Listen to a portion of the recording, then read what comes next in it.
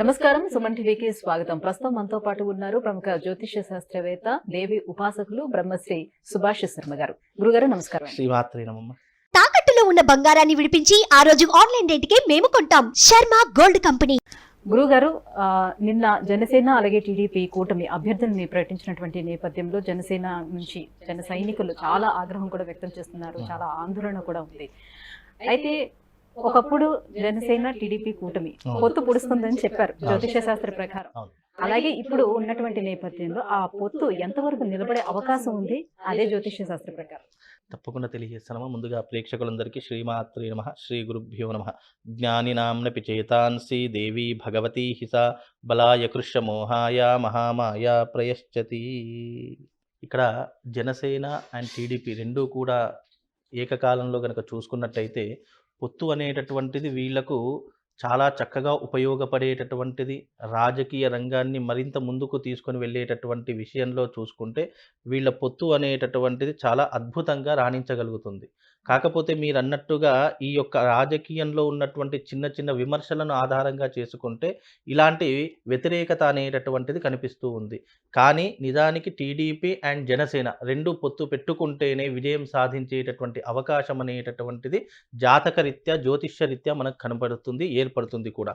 ఎందుకు అంటే పవన్ కళ్యాణ్ గారి యొక్క జాతకం, చంద్రబాబు నాయుడు గారి యొక్క జాతకం రెండింటినీ కూడా క్రోడీకరించి ఏకకాలంలో కనుక చూసుకున్నట్టయితే వీళ్ళిద్దరూ కూడా కలిసికట్టుగా జనసేన అండ్ టీడీపీ కలిసికట్టుగా ఉంటేనే విజయాన్ని సాధించడానికి, ఇంకో మెట్టు ముందుకు వెళ్ళడానికి వీళ్ళకు జ్యోతిష్యరీత్యా జాతక ప్రకారం ఉపయోగపడుతుంది. ఈ విమర్శలు అనేటటువంటివి ఏవైతే ఉన్నాయో మళ్ళీ వీళ్ళు విడిపోయే అవకాశం ఉందేమో, లేదంటే జనసేన కొద్దిగా వ్యతిరేకత చూపిస్తుంది అని ఆందోళనలు ఏవైతే కనిపిస్తున్నాయో అవి కొంతవరకు మాత్రము ముందుకు వెళ్ళేటటువంటి అవకాశాలు కనిపిస్తున్నాయి. కాకపోతే అది అంతగా ప్రభావితమైతే చూపదు.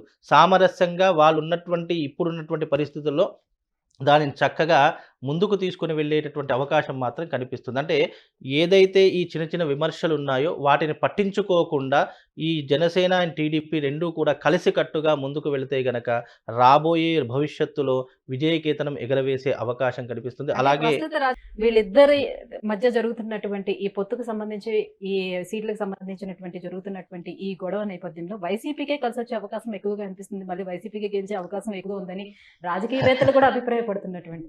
అయితే ఇక్కడ వైసీపీ అనేటటువంటిది ఎప్పుడు గెలుస్తుంది అంటే వీళ్ళిద్దరి మధ్య చీలికలు ఏర్పడినప్పుడు ఓట్లు అనేటటువంటి ఆటోమేటిక్గా చీలికలు అయిపోతాయి, అంటే డివైడ్ అయిపోతూ ఉంటాయి. అంటే దానికి డివైడ్ కాకుండా ఉండడానికి ఇప్పుడున్నటువంటి ప్రస్తుత రాష్ట్ర రాజకీయ భవిష్యత్తులో జనసేన అండ్ టీడీపీ కనుక కలిసికట్టుగా పోటీ చేస్తేనే గెలిచే అవకాశం ఉంది అని కూడా చెప్తున్నాను. లేదు అని అంటే కనుక మళ్ళీ ఈ ఓట్ల చీలిపు జరిగి మళ్ళీ వైసీపీకి వీళ్ళు ప్లస్ పాయింట్గా మారేసి వీళ్ళే కట్టబెట్టేటటువంటి అవకాశం కూడా ఈ యొక్క జ్యోతిషరీత్యా కనిపిస్తూ ఉంటుంది. కనుక ఏదైనా సరే సమస్యను శాంతియుతంగా పరిష్కరణ చేసేటటువంటి అవకాశాలు ఇద్దరికీ కనిపిస్తాయి. ఇక టీడీపీ అయినటువంటి చంద్రబాబు నాయుడు గారికి, అక్కడ జనసేన పార్టీలో ఉన్నటువంటి పవన్ కళ్యాణ్ గారికి, ఇద్దరు కూడా మంచి రాష్ట్ర రాజకీయ భవిష్యత్తులో మంచి పేరున్నటువంటి వ్యక్తులు. వాళ్ళు ఆలోచించే విధానం కూడా చాలా అద్భుతంగా ఉంటుంది. వాళ్ళ యొక్క కెరియర్ కూడా రాష్ట్ర రాజకీయ భవిష్యత్తులో పొత్తుగా ఉంటేనే గెలిచే అవకాశం ఉంటుంది అని నేను నిజంగా ఖచ్చితంగా చెప్పగలుగుతున్నాను. ఎందుకంటే వీళ్ళున్నటువంటి ప్రస్తుత రాజకీయ భవిష్యత్తులో చంద్రబాబు నాయుడు గారి యొక్క జాతకం కనుక చూసుకున్నట్టయితే చాలా అద్భుతంగా ఉంది. చంద్రుడు ఉచ్చస్థానంలో ఉన్నాడు, అలాగే గురువు కూడా చాలా అద్భుతంగా రాణిస్తున్నాడు జాతకంలో. ఈ రెండు కాంబినేషన్ వల్ల గురువు రాష్ట్ర రాజకీయ భవిష్యత్తును శాసించేటటువంటి విధంగా కూడా మారేటటువంటి అవకాశం కూడా కనిపిస్తుంది. కాబట్టి ఏదైనా కూడా జ్యోతిష్య ప్రకారం చూసుకుంటే విజయకేతనం ఎగరవేసేటటువంటి అవకాశాలు 100% చంద్రబాబు నాయుడు గారికి చాలా కనిపిస్తున్నాయి. అలాగే వైసీపీ లేదు అని, ఇప్పుడు రాష్ట్ర రాజకీయ భవిష్యత్తులో ఎప్పుడూ కూడా యోగము అదృష్టము రెండూ ఉండాలి. యోగం ఉన్నంత మాత్రాన గెలవరు ఎవరు కూడా. అదృష్టం అంటే శాస్త్రంలో ఒక మాట చెప్తారు, ఎంత యోగం ఉన్నా ఆవగించ అదృష్టం ఉండాలి అని చెప్తూ ఉంటారు. అలాగే యోగము అదృష్టము ఈ రెండు కారణాల చేతనే రాష్ట్ర రాజకీయ భవిష్యత్తు అనేటటువంటిది విజయకేతనం ఎవరు ఎగురవేస్తారు అనేటటువంటిది జ్యోతిష్యం నిర్ణయం చేస్తుంది. కేవలము జ్యోతిష్యం అనేటటువంటిది అదృష్టం ఉంటేనే కాదు, యోగం అనేటటువంటిది కూడా రాసి పెట్టి ఉండాలి. ఇప్పుడు 2 సార్లు వైఎస్ జగన్మోహన్ రెడ్డి గారు విజయకేతనం ఎగరవేశారు. ఇది మూడో టర్మ్ అనుభవించేటటువంటి యోగం అనేటటువంటి అదృష్టం ఉంది, కానీ యోగం లేదు.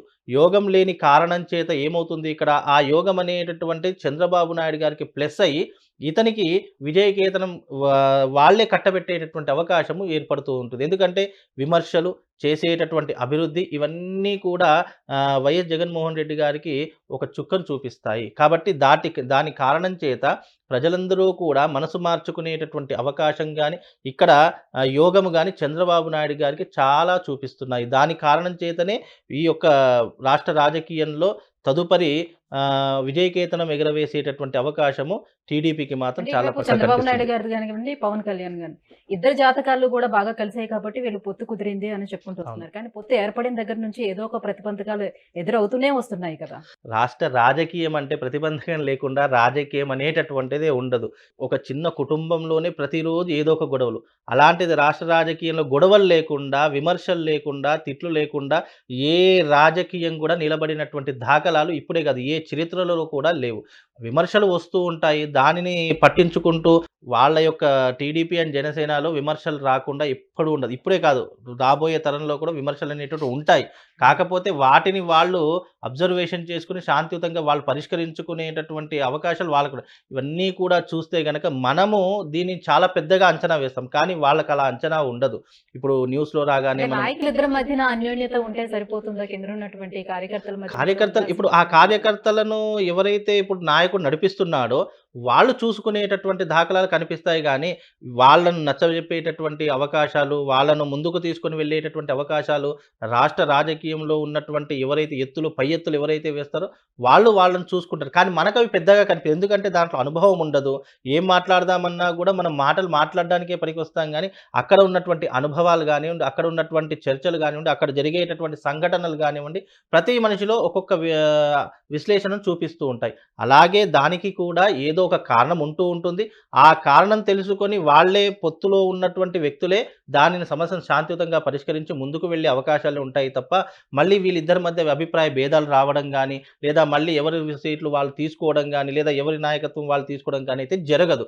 కాకపోతే ఇవి రాష్ట్ర రాజకీయంలో చిన్న చిన్న మలుపులు అని చెప్పుకోవచ్చు తప్ప పెద్ద చెప్పుకోదగ్గటువంటి అంశము కాదు.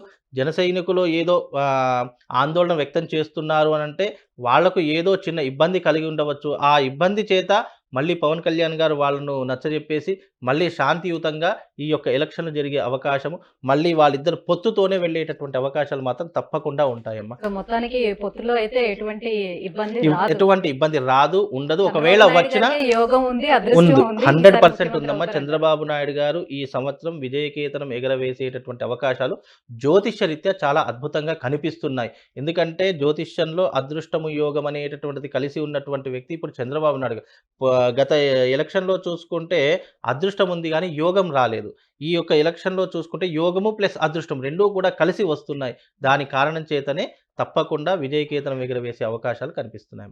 మరి పవన్ కళ్యాణ్ గారి జాతకం ఏ రకంగా ఉంది గురుగారు? పవన్ కళ్యాణ్ గారి జాతకం నేను గత వీడియోలోనే చెప్పేశానమ్మా. ఆయన జాతకం కూడా అద్భుతంగా ఉంది కాబట్టే రాజకీయంలో రాణించేటటువంటి అవకాశాలు ఆయనకు కనిపిస్తున్నాయి. ఎందుకు అంటే ముఖ్యమంత్రి అవ్వాలన్న ఆయన అభిలాష నెరవేరే ముఖ్యమంత్రి అన్నంత ఆశ అయితే లేదమ్మా. కాకపోతే ఆయనకంటూ ఒక ప్రత్యేకమైనటువంటి గుర్తింపు, ఆయనకంటూ ఒక ప్రత్యేకమైనటువంటి వ్యవస్థ, ఆయనకంటూ ఒక ప్రత్యేకమైనటువంటి ఒక హోదా, ఒక పోస్ట్ అయితే గనక తప్పకుండా అంటే ప్రస్తుత ఇప్పుడున్నటువంటి రాష్ట్ర రాజకీయ భవిష్యత్తులో ముఖ్యమంత్రి అనేటటువంటి అవకాశం అయితే కనిపించడం లేదు. మళ్ళీ చంద్రబాబు నాయుడు గారే ముఖ్యమంత్రి అయ్యేటటువంటి అవకాశాలు మాత్రం కనిపిస్తున్నాయి. కాకపోతే ఇప్పుడు ఇద్దరి జాతకాలు ఒకే రకంగా చూసుకున్నట్టయితే చంద్రబాబు నాయుడు గారికి 1% ఎక్కువగా ఉంది, 1% తక్కువగా ఉన్నటువంటి వ్యక్తి పవన్ కళ్యాణ్. అదే విడిగా చూస్తే పవన్ కళ్యాణ్ గారి జాతకం ఎలా ఉంటుంది అంటే ముఖ్యమంత్రి అయ్యే అవకాశాలు ఉన్నాయి అని చెప్పుకుంటాం. కానీ ఇక్కడ ఇద్దరు ఒకటయ్యారు కాబట్టి ఇక్కడ ఎక్కువ శాతం ఎవరికి అనుభవం ఉన్నటువంటి వ్యక్తి, అలాగే అదృష్టం ఉన్నటువంటి వ్యక్తి ఎవరు అంటే చంద్రబాబు నాయుడు గారు అని చెప్పుకోవచ్చు. వీళ్ళిద్దరు పొత్తుగా ఉన్నంత కాలం చంద్రబాబు నాయుడు గారే ముఖ్యమంత్రి అయ్యేటటువంటి అవకాశాలు కనిపిస్తాయి. పవన్ కళ్యాణ్ గారికి అవకాశం ఉండేటప్పుడు ఆయన విడిగా పోటీ చేస్తే గెలిచే అవకాశం ఉంటుంది. కానీ ఆ అవకాశం ఇప్పుడు అతనికి లేదు. ఎందుకంటే జ్యోతిష్య రీత్యా గనక ఆయన ఇప్పుడున్నటువంటి ప్రస్తుత కాలగమనం ప్రకారం చూసుకుంటే ఆయన పొత్తు పెట్టుకుంటేనే ఒక విధమైనటువంటి హోదా కలిగే అవకాశం ఉంటుంది. కానీ ముఖ్యమంత్రి అనే స్థాయి వెళ్ళాలి అని అంటే దానికి ఆయన చేయవలసినటువంటి కృషి కానీ, ఆయన చేయవలసినటువంటి వృద్ధి కానీ ఇంకా చాలా మట్టుకు చేయవలసినటువంటి పరిస్థితులు ఉన్నాయి. కానీ సమయం లేదు కదా. ఆ సమయంలో ఇతనికి రావాలి అంటే చాలా కష్టం. ఇప్పుడు ఒక ముఖ్యమంత్రి హోదా రావాలి అంటే దానికి సమయము, సందర్భము, కాలము 3 కూడా ప్రధానమైనటువంటి అంశాలు. ధన్యవాదాలు గురుగారు. శ్రీమాన్.